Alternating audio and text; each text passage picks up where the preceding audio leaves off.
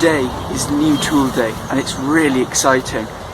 So you might have guessed, today's new tool, or today's tool that I'm going to be looking at in this video, is a new stirrup hoe, or an oscillating hoe. And this is really exciting. And that's because I've had a Dutch hoe that I've used, well, all my life. And it's quite a flat one, so it's quite difficult. So when you're standing up and you're hoeing to get rid of weeds, you've got to get the angle right, you've got to lean in, and this can be quite annoying sometimes. So this oscillating hoe, I can stand, I'm about 6 foot when I've got these wellies on, and I can stand sort of straight upright and still do it without having to bend over, which will be a very welcome thing on a long, fatiguing, tiring day. So that's why I'm very happy with this. And now in this video I'm going to show you all about what it's like and my favourite things about it. And I'm also going to start comparing it to my old hoe that I was saying I had.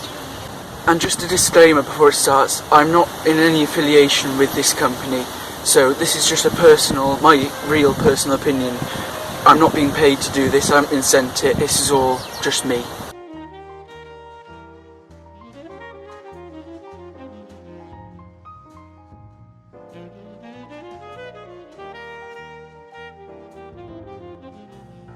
So you may or may not have guessed that today's video is going to be a bit of a first look review type of thing, because as I said, I'm not affiliated with this brand at all. I own this hoe and there's nothing to do with the company, and I'm just having a first look at it and seeing what I think of it. And so far I think it's really, really good, and I'm going to speak about some of the things that I really like about it now. So the first thing that I really like about this new tool is the fact, because I've used some stirrup hoes in the past, some other people's ones, and this stirrup at the bottom is actually fixed, and it doesn't move, and like my Dutch hoe, you've got to try and get the right angle, whereas on this one, when you push it forwards, it clicks back, when you push it backwards, or pull it backwards, it goes like that, and that's to make sure the blade, because there's a blade, this is sort of a blade at the bottom, and it's not dangerously sharp, don't worry, that bit is always at the right angle to cut through the roots of the weeds, and that makes it really easy to just push through the soil. And the other thing I like about it, which is the thing with most stirrup hoes, is the fact that the soil, with my Dutch hoe that I've got, the gap isn't very big, so not much soil can get through it. It's like really tiresome pushing it through, whereas this one, everything just goes straight through really effortlessly, and if you can't tell, I love this one. So I'm just going to show you what I meant then by the fact that the hole on this isn't very small. So this is the blade on this one, the bit that cuts the weeds then. And when I push that through the soil doesn't have much places to go. So there's quite a lot of metal there for the soil to go through the hole, and there's quite a lot of resistance when you push that one. Whereas, for example, the surface area on the new one is very narrow. So there's no need to worry about that, and it goes straight through the weeds with no trouble at all. And this one, you have to sort of, because with this one you just push forward and backwards like that really easily, and with this old one you have to sort of hack at it like that, and that means you have to put more effort in and you get more tired. And gardeners, we always try and find easier ways to do things, and that's why this is very exciting. So I'm just going to demonstrate on this bed here, which is actually a flower growing on bed with flowers that I've grown from seed. So I've got lupins and I've got a few ornamental grasses in here. And what I'm going to do is I'm going to show you, because as you can see there's a lot of weeds in here, I'm going to try and get rid of all these weeds without hurting any of these plants.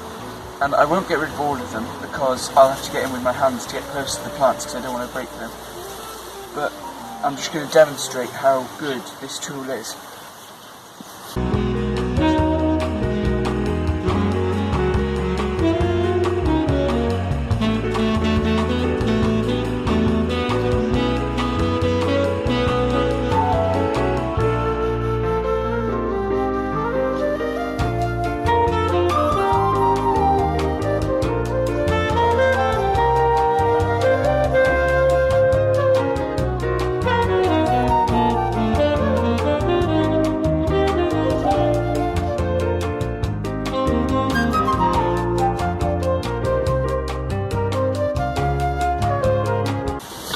and as you can see, it easily cuts through all of these roots of the weeds and it pulls them out the ground.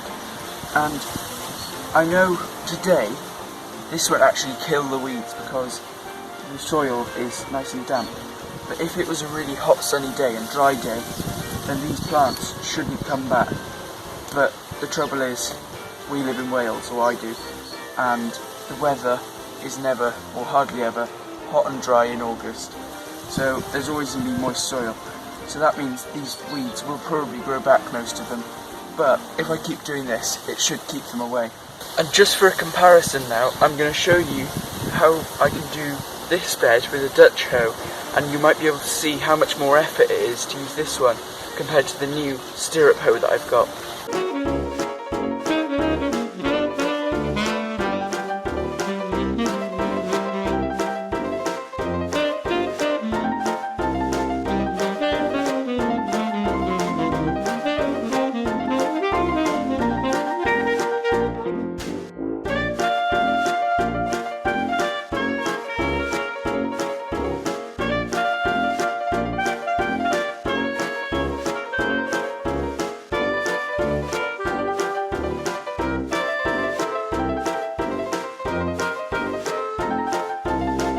So there we are, and from that video, well, this isn't the end of the video, but from that comparison there, you could see that when I use this one, as I said earlier, I have to sort of go like that, and rather than with the oscillating one, I can just glide really nicely, and I don't have to hack at it.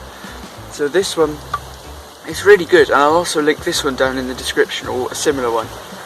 But when using it a lot on a big garden or on a lot of space, it does make it take its toll, and using that hoe, you don't feel tired after using it. This one, you can feel a bit tired, especially at the end of a long day.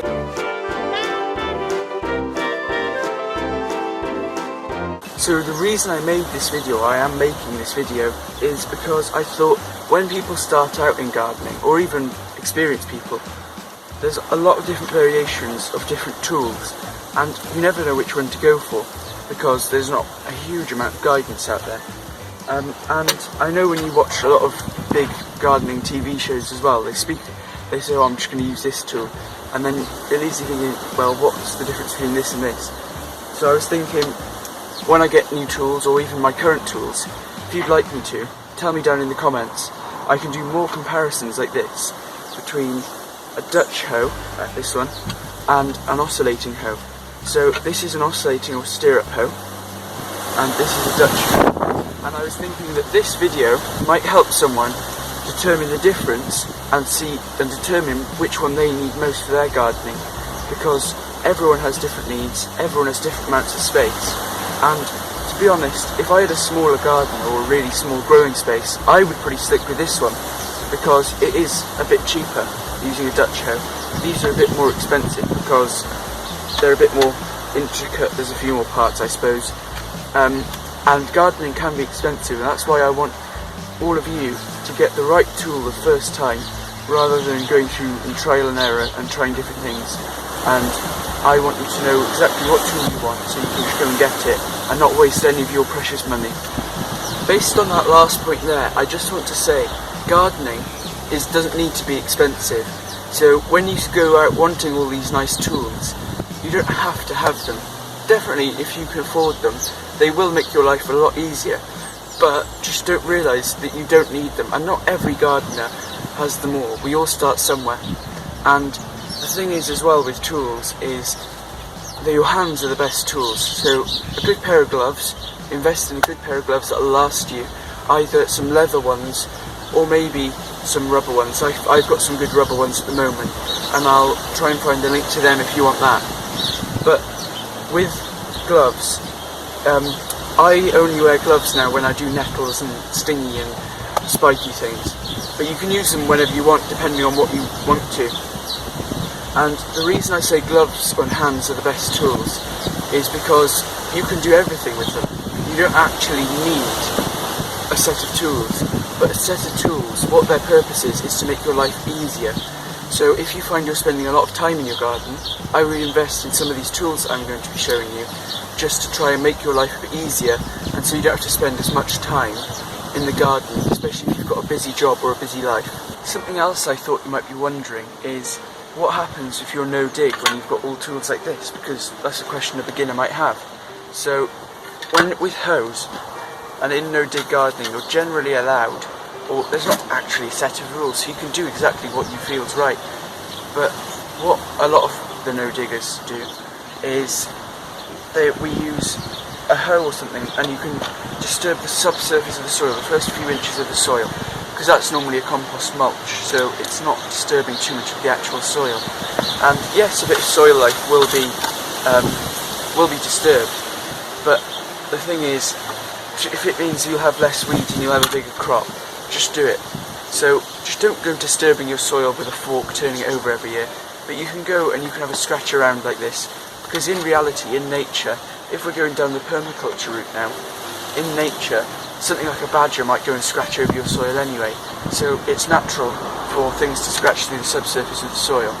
So I know this video has now turned into a bit more of a comparison than a review of just one hoe. So in conclusion, I'm going to speak about the differences now. So the big difference is that rather than quite a flat profile, it has, on the oscillating hoe, compared to the Dutch hoe, has more of a sort of angled one because it cuts flat on the surface, and so does this one, but you have to get the handle lower, whereas this one is better if you're not very good at bending down, or you don't want it to be as fatigued at the end of the day, because you could just hold it like that, whereas if you want the same angle on this one, it would have to be like that. So there's a big difference in the angle there. And also, this one moves at the bottom, and that is to get the right cutting angle to cut the weeds, whereas with this one you've got to naturally find it, and you've just got to get the feel for it as you're cutting. You've got to find the right angle. And also, lastly, the similarities, the ends of the tools are both metal, so they'll be durable, and the handles are both wooden. So make your mind up on what one you are going to get if you are going to get a new tool. And if I was you, in a garden similar to mine, especially a vegetable garden, this might be a bit more agile for like flower borders, but in my garden, this one is a lot easier. And I know I've only had it for a day, so if you want to see like a long-term review in a few months, then make sure you leave it down in the comments. I'll make a note of it in my calendar. Because I use these a lot, because I don't like getting on all hands and knees to do weeding. I just like being able to go around, have a quick scratch around, and then I'll be done, because I don't like weeding at all. And I don't think many gardeners like weeding, but some of us might do, and it depends which one you think you'll enjoy more and which one will be the best suited towards your garden and your gardening methods. So thank you for watching this video. Please make sure you are subscribed and hit the little bell icon so you're notified next time I upload a video. Thank you for watching this video, which is being attacked by a raspberry plant. Thank you for watching this video, and I'll see you next time. And I'm sorry if there's a lot of wind noise, because we're just coming to the end of Straw Melon here in the UK.